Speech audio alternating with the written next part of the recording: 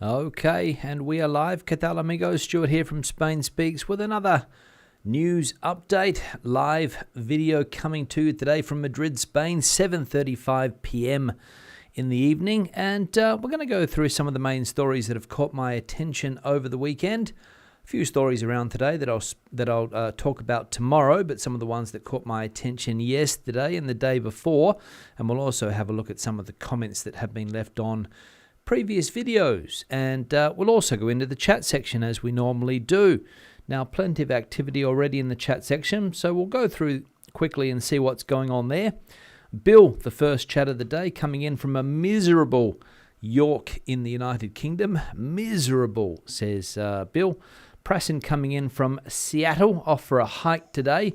Simon coming in from his van in Fuerteventura, posing the question, there are no campsites on the Canary Islands. Is this to discourage motorhomes? Seems to be working because I rarely see a foreign registered camper van here.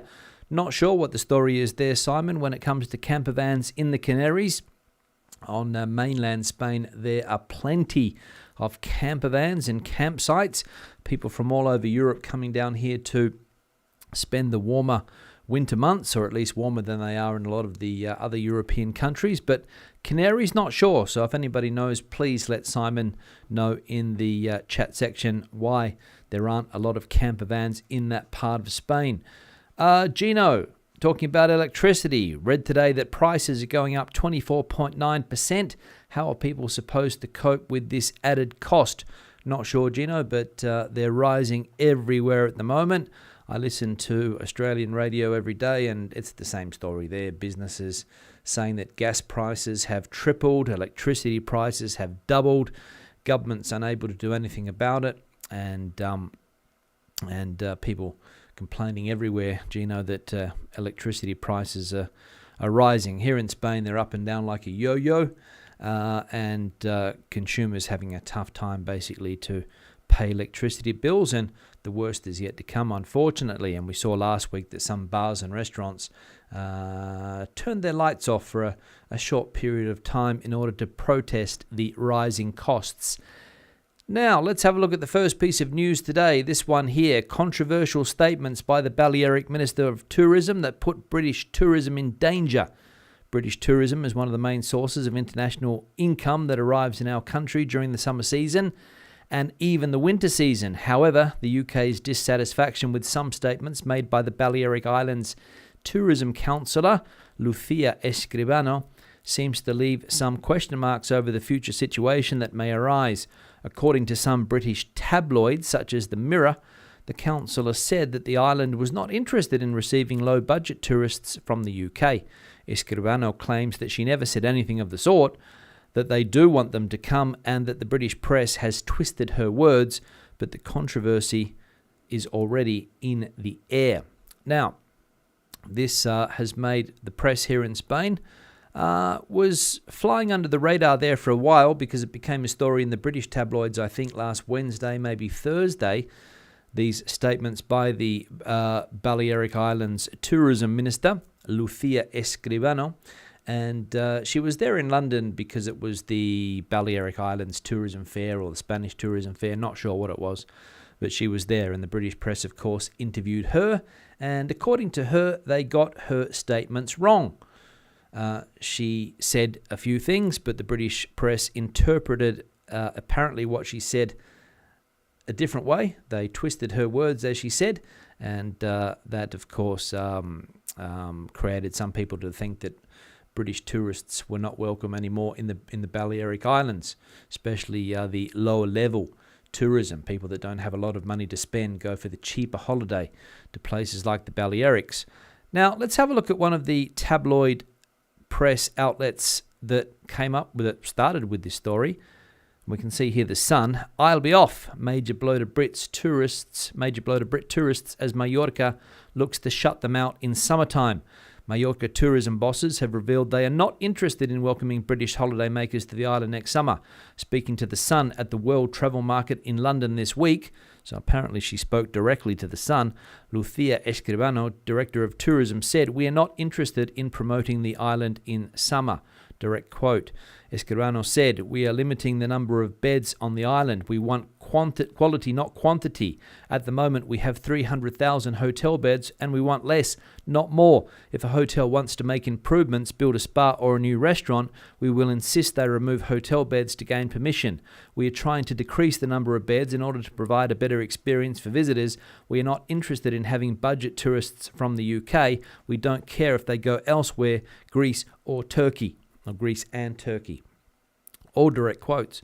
So I'm not sure how they got her words wrong, because apparently that is what she said.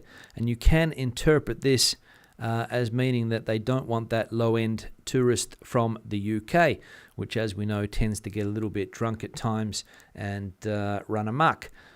So this is something that's been happening for the last year or so. We've seen over the last 12 months that various hotels and restaurants in the Balearic Islands have put rules and regulations in place. Drinks limits, no more than 6 drinks per day at some of these resorts.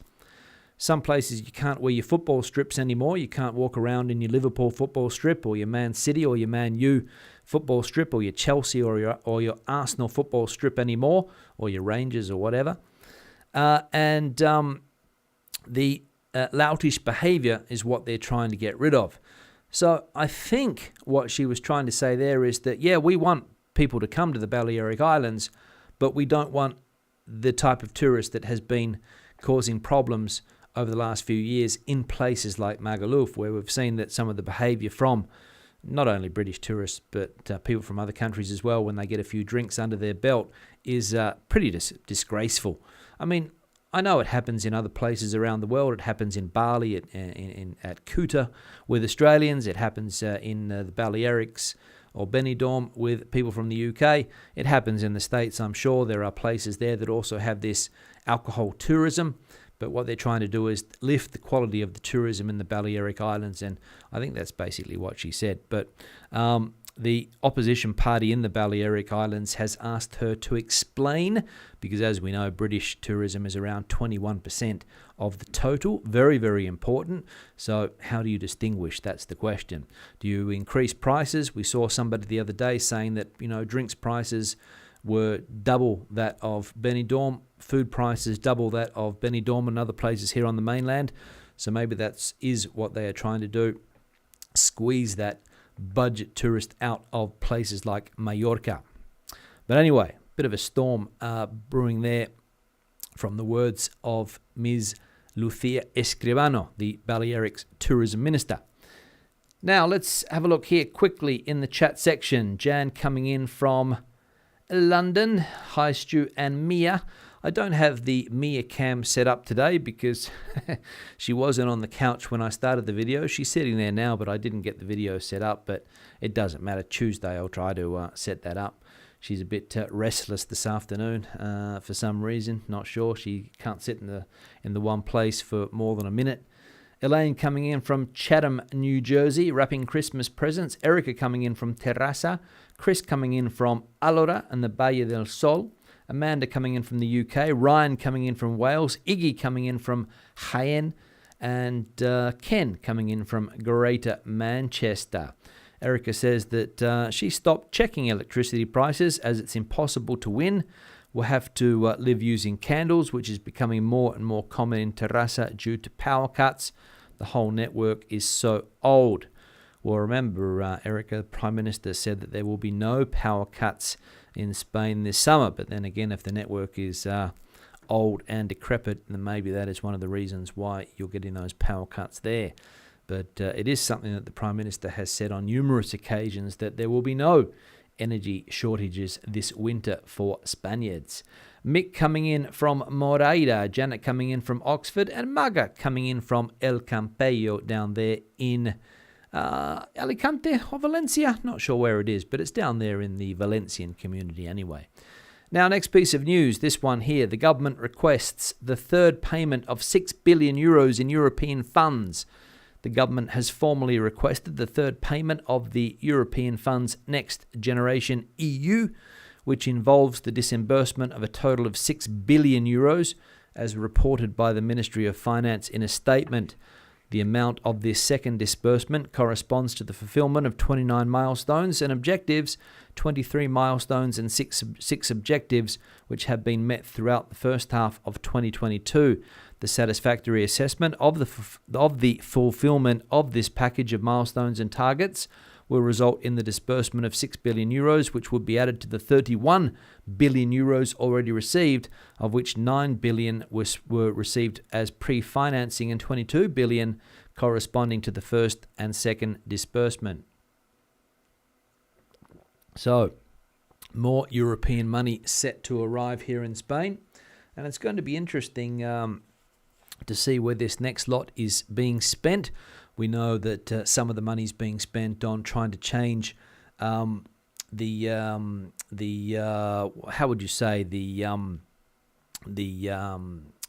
lot of our older houses here in Spain when it comes to their energy requirements, trying to change the way that they use energy in those places, making them more energy efficient. There's also a big push to get people to put solar panels on their roofs. Here where I live, there's a lot of street renovation works going on. They're putting in new bus stops, they're putting in new bike lanes, they're making some of the sidewalks or footpaths more accessible for pedestrians. A lot of those things are going on. The opposition party here in Spain is saying that it resembles the famous Plan E that a former Prime Minister here, Mr. Zapatero, set up back in 2008 when the economy crashed, and a lot of money was put into infrastructure works through local councils. The opposition, as I said, is thinking this is something similar, but the European Union confident that this money will transform Spain into a modern economy, and we will see in time if that is the case or not. So if you're in Spain and you are noticing a lot of roadworks around the place at the moment where your local council is spending this European money, as they call it here, the European Union Next Generation funds, let us know in the chat section, please, what they are spending the money on in your local area. Now we're up to 63 likes. I'll put the little like icon on the screen here. Please, if you haven't hit the like button yet, please do so just below the video, and we'll see if we can get up to 100 likes today. Now I'm going to change the background as I normally do. I'm going to put this one up here, a nice rainbow over the city of Bilbao from Carlos. Thank you very much, Carlos, for this one. We can see I think it's the museum there in the bottom corner. In the bottom right corner, and also the rainbow, which is obviously taken from a hotel or an apartment building, and captured right at the correct time. This picture here from Carlos of Bilbao City, which, as I have mentioned on numerous occasions, if you haven't visited Bilbao yet, do yourself a favor. A fantastic city in the north of the country is Bilbao. Michelle coming in from a rainy Vigo, saying hello to everybody. Jose Antonio coming in from the Royal City, saying that the storks or cranes from Europe are flying over Spain at the moment, and winter is finally coming. Although with today's temperatures, you would not know that, Jose Antonio, because it was around 19 or 20 degrees Celsius today, and you would not know that winter is coming if you arrived in Spain today. But if the storks or the cranes are flying over Spain, that is a sign. That is a sign. Thank you very much for that.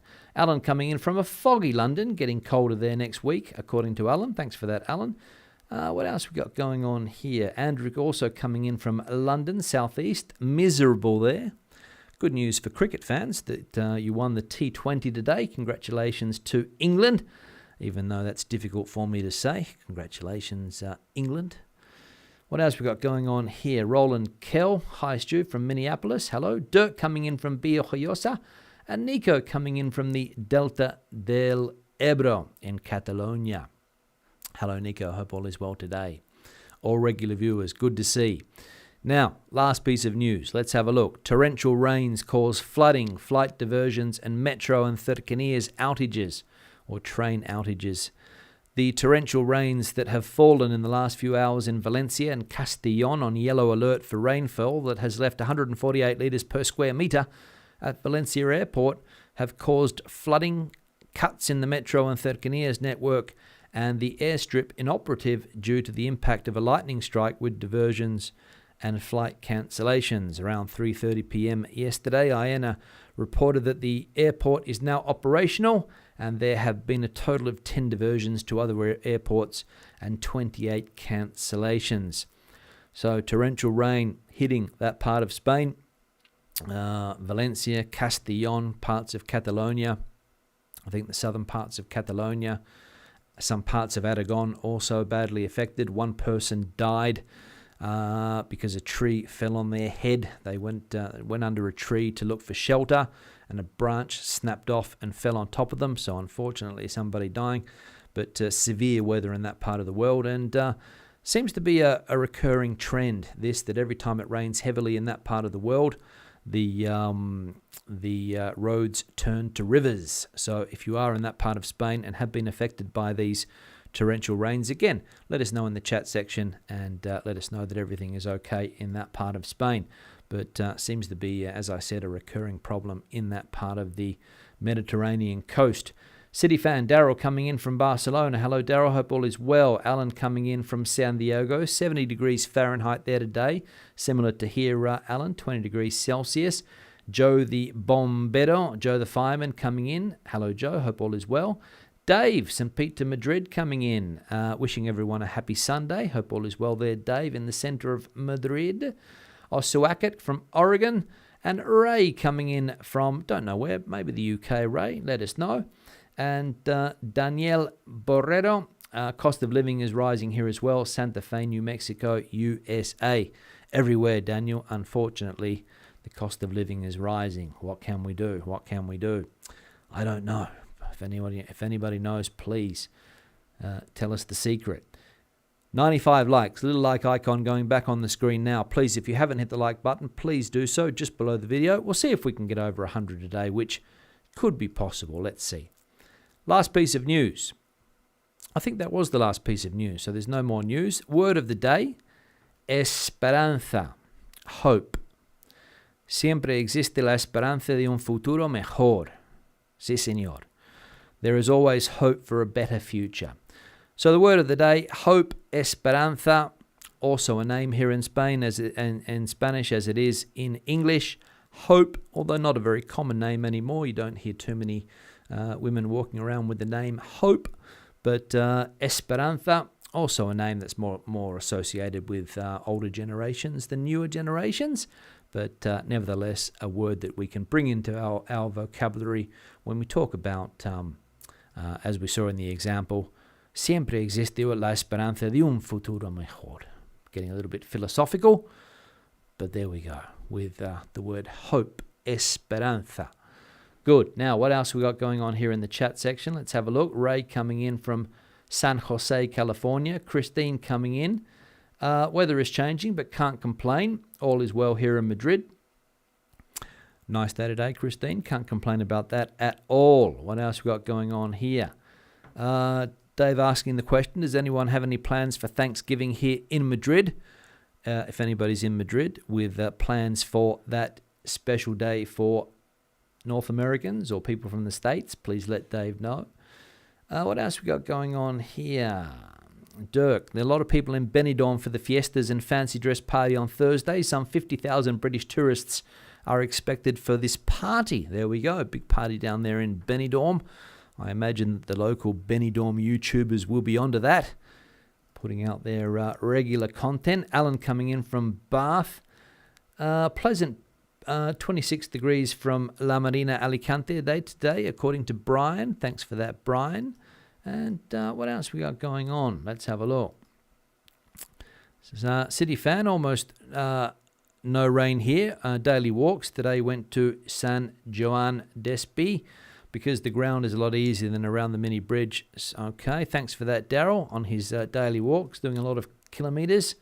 And Alan posing, perhaps once a month we can do a Zoom meeting so we could see everyone that we hear on the chat. Question mark, question mark, question mark, question mark. There we go.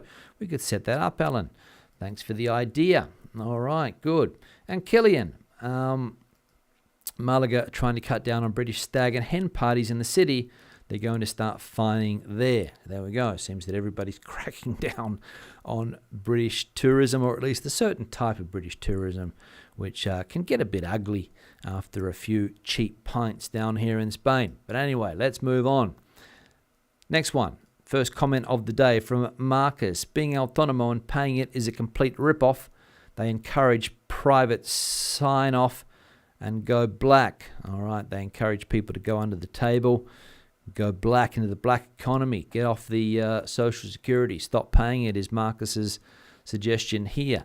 Yeah, being an autonomo is only worth it if you're making a certain amount of money per month. If you're a low-income earner, it's definitely not worth being autonomo, because the amount that you have to pay per month if you are a low-income earner is just, I don't think it's worth it, to be honest. You have to pay a minimum of something like 200 and something euros. They're going to change that next year, meaning that people are going to start paying according to their income, and apparently low-income earners are going to come out better. That's what the Social Security Minister has said. But the rest of the Autonomo Collective is going to be a little bit worse off with that payment every month. But they've signed off on it, apparently, and that's what's going to happen over the next 5 or 6 years. The monthly payments or the monthly quotas are going to increase, eventually working their way up to be more in line with what you earn, rather than just the minimum amount that you pay every month, which is around 300 euros, 295 euros a month, regardless of what you earn. You can pay more if you want to put more into the system and hopefully get a bigger pension at the end of it, out of it. But the majority pay the minimum, and that's what the government is trying to change, to get people to pay according to what they earn. But a lot of people being autonomo is a rip-off. Yeah, for a lot of people it is. They prefer to work have a regular salary coming in every month, working for somebody else, and not having to worry about those crippling self-employment fees that people have to pay every month, which, as I said, are going to go up. So no doubt some people will get off or sign off and go into the black economy and just start earning cash rather than legal money. I'm sure some people will do that. All right, now change the background. Put this one up now from Dave, which is a nice picture of Ibiza, apparently, somewhere there. Thanks for that, Dave. A few people there in their bathing suits there at the harbour and enjoying a nice Mediterranean summer's day by the look of it. So thanks for that, Dave, for sending that one in of Majorca. Preston coming in. Government's printing money causes inflation. Yes, I think that is the case, Preston. And there's the other problems that we have in the world at the moment, shortages and all of those things, creating the increased prices. Demand is high, shortage is low. I think that's the reason. Plus all of the money that was printed during the COVID times to try to keep the economies afloat. No doubt. What else we got going on? Daryl saying that people don't need more than 4 drinks a day. Well, it depends. 4 alcoholic drinks, Daryl? Probably not, depending on what you're drinking. You don't need more than 4 rum and cokes a day, I don't think, or more than 4 whiskies a day. But people, when they're on holiday, do tend to let the hair down, as they say, and don't like to be told what to do, especially when it comes to drinks limits. So that's one of the biggest complaints, I think. All right, good. Killian back to us here. Don't see the problem with wanting a better class of tourists. See parts of the Costa del Sol and the dumps they have selling British breakfast, food and beers. Yeah, Killian, but the issue is that that's the tourism that Spain has gone for in the past. I mean, you can try to change the model now, of course, but for decades and decades they were going for the low-budget tourist and, trying to make them feel at home here in Spain, which is why you can go to bars and get, pints rather than cañas, and why you can go to some bars and get bacon and eggs rather than tostada con tomate, because they're trying to cater to the British tourism or the German tourist as well. Let's be honest, in Majorca, they're also trying to cater to the German tourist and offering a Majorcan German experience, which is what they've done for decades. And now all of a sudden they want to change it.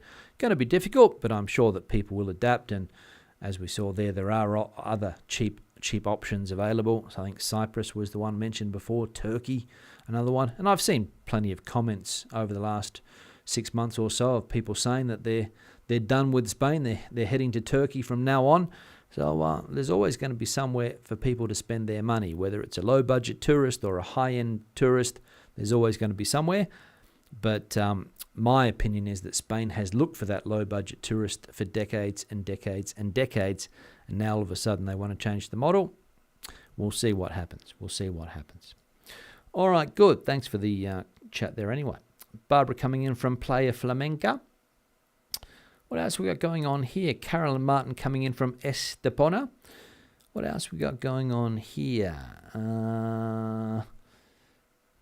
Well, let me have a look if I can find something here.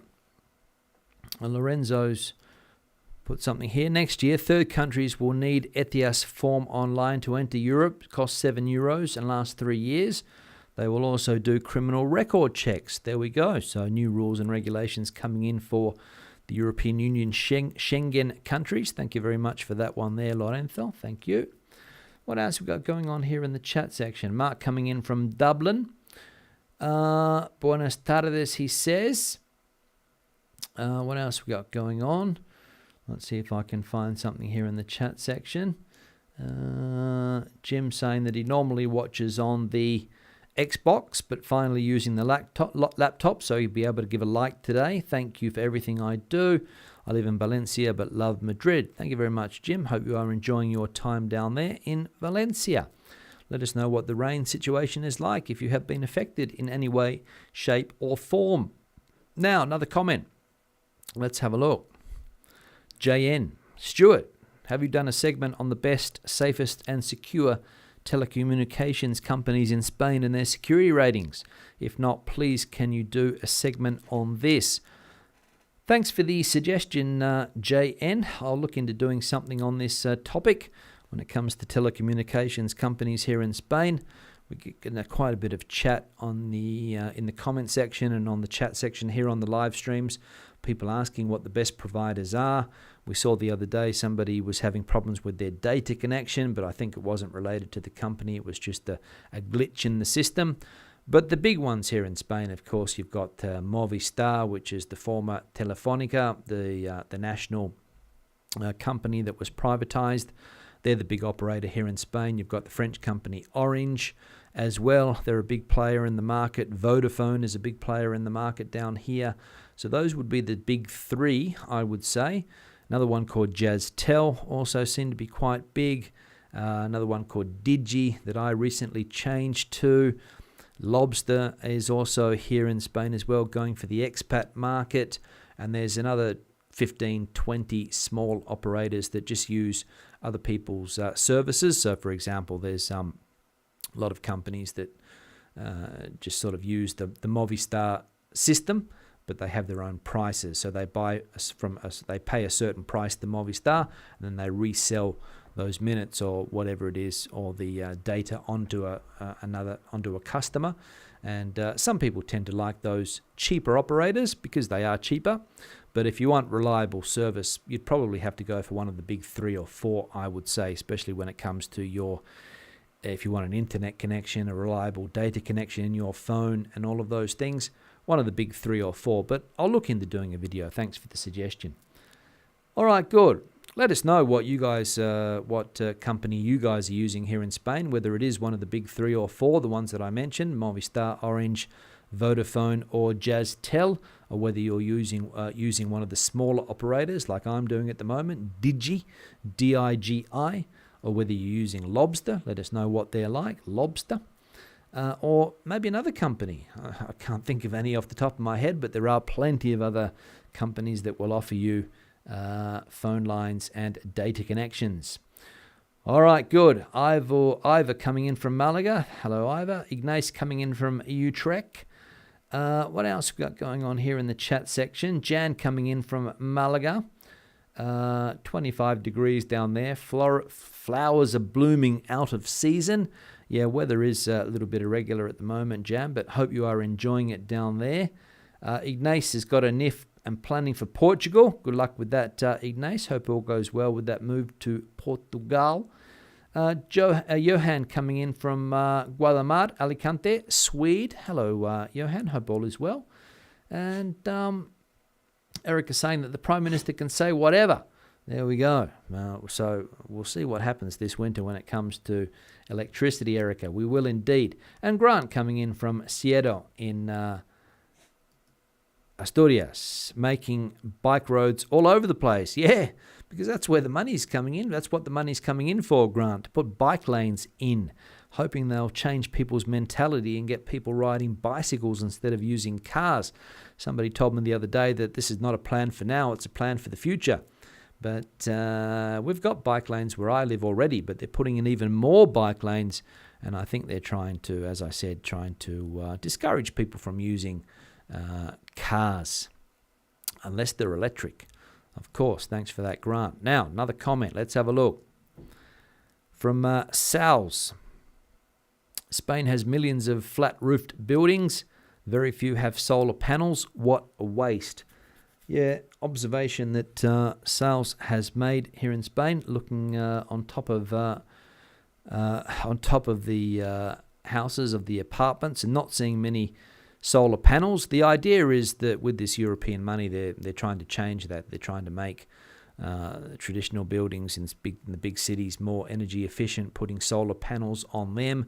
If neighbours can agree, because you have to get all of the neighbours on board when it comes to solar panels. So that's what they're trying to do. Individual houses as well. But it is true, not many houses were built with solar panels on them. Even recent builds, 25-year-old builds didn't have solar panels on them.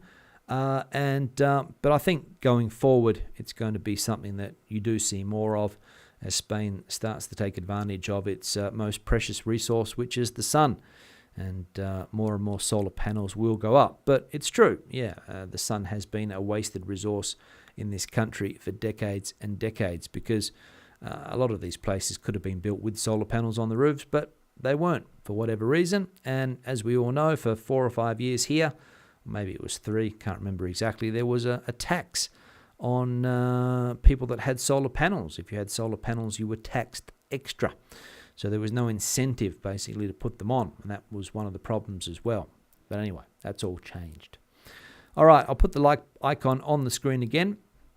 If we can hit it, please, just below the video, you'll find the like button, and we'll see if we can get up to 150 likes today. Let's see. I'm optimistic, as always. Travel adventures with John and Maria coming in from El Campello. I don't know whether is that a channel on YouTube? Travel Adventures with John and Maria, saying hello. Hello, guys. Hope all is well. Check your channel out. What else we got going on? Remy coming in. Another regular viewer, Remy. Alan coming in as well. What else we got going on? Let's see if I can find something here in the chat section. Plenty of activity. A bit difficult to go through all of them. I'll see if I can find something that catches my attention. But anyway, if I can't, I'll go to another comment, which I will do now. From Julia, I've mentioned it before. The social health system in Valladolid is efficient. I haven't waited more than 3 to 5 days to wait for an appointment. I hope people don't get a negative perception of the health system by generalizing for the entire Spanish health system. Yeah, I think I pointed that out the other day, Julia, that the health system here in Spain it's a decentralized model, meaning that each of the 17 autonomous communities controls their own health system. So in Valladolid, where you are, it's the Castilla-León Junta which controls the health system. In Castilla-La Mancha, it's the Castilla-La Mancha government that controls it there. Extremadura, Madrid, Catalonia, Valencia, Galicia, Asturias, País Vasco, everywhere in Spain, all of these different areas control the health system.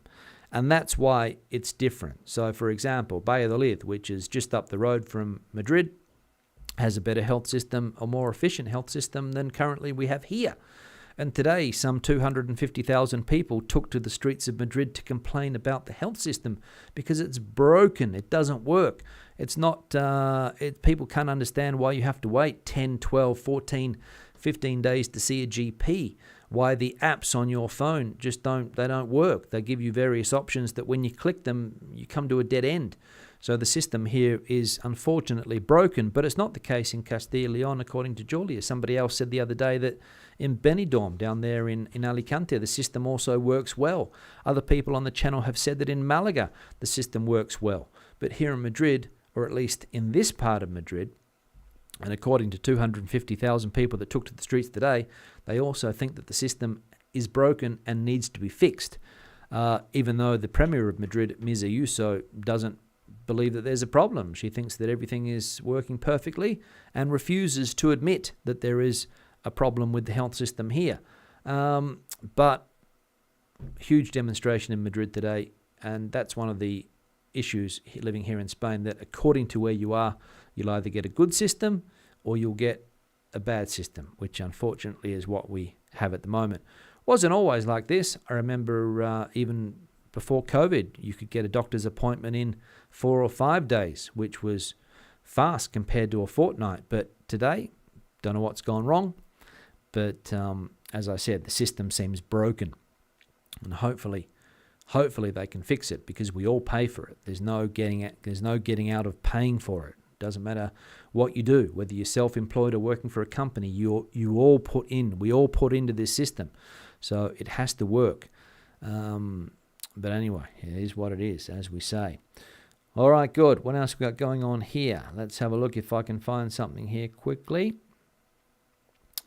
Eric is saying that in her language school, autonomos have disappeared. Too expensive, of course, because the price that you have to pay for the Social Security, which is something that does, help go towards the health system or towards your pension, is a lot of money. And if you're only making 1,500 euros a month, or I don't know what you make in a language school, but 1,500, 2,000 euros a month, it's a big chunk out of your salary. So a lot of people prefer to go on to a type of contract and not have to worry about paying their own Social Security. Just get it taken out at the end of every month and your taxes, and just get the money straight into your bank account without having to go through the autonomo system. Thanks for that, Erica. What else we got going on here? Let's have a look here quickly. Now we're up to 37 minutes, so we'll only do a couple of minutes more. Andrew saying the budget holidaymakers from the UK paid for all these Spanish bar owners to buy their houses. They weren't bothered when they had nothing, and we had bundles to spend. Yeah, well, that's what I said before, Andrew. I mean, for decades and decades, that was the model that people were looking for, the sun, sea, sand, sangria, cheap cerveza model. And people used to flock to places, as we can see in the background here, Ibiza, in their droves looking for that model. And Majorca as well, the Costas here in Spain, the Benidorm, some other parts of the Mediterranean, Malaga, the same. And you're right, a lot of people made a lot of money off that cheaper tourism, but they've decided that they don't want it anymore, apparently, in places like Majorca, and trying to change the model. Thanks for the input there, Andrew. What else we got going on?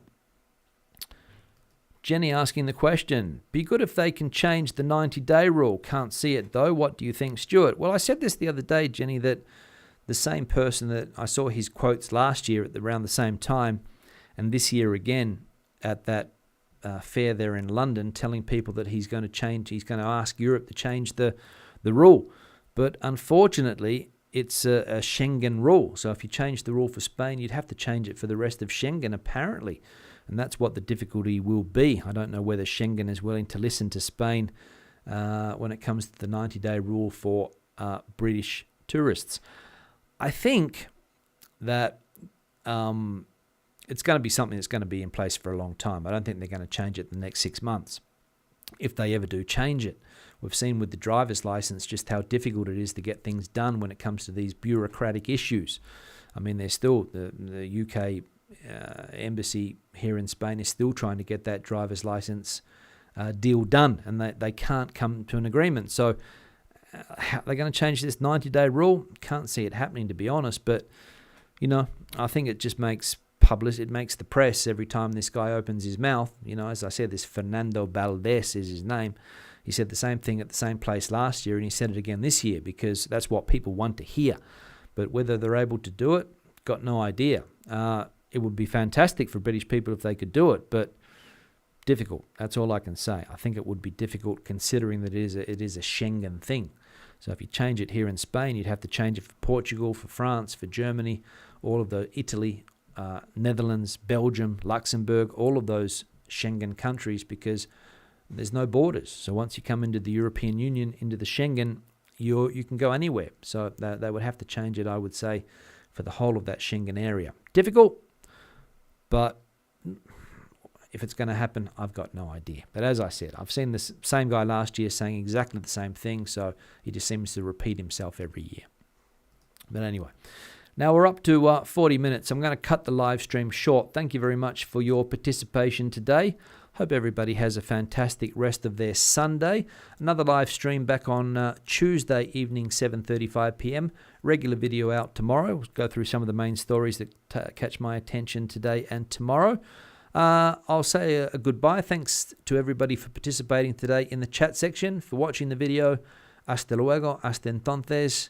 El martes. Hasta luego. Adiós.